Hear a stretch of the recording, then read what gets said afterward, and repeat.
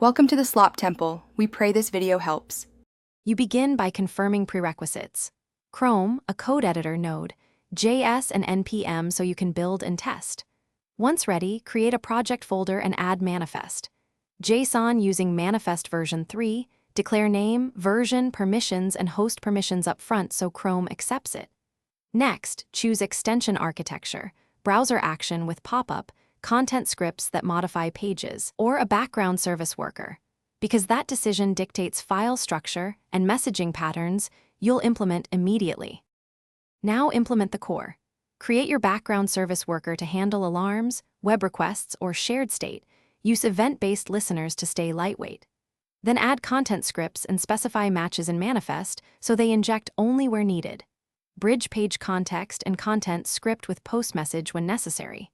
Build the pop-up or options UI with plain HTML, CSS, and modular JS, and wire runtime. Send message and on message for background to pop-up communication, so actions trigger logic reliably across components. Finish by testing. Open Chrome, //extensions, enable developer mode, and load the unpacked folder. Exercise pop-up, content scripts, and background flows while watching dev tools for each component. Once stable, bundle assets with Webpack or Rollup, bump manifest version, and create a zip for publishing.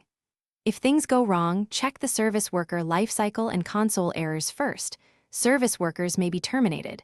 Re-register, inspect background logs, and confirm permissions and host match patterns are correct before repackaging. Thanks for watching. Consider subscribing if we helped you.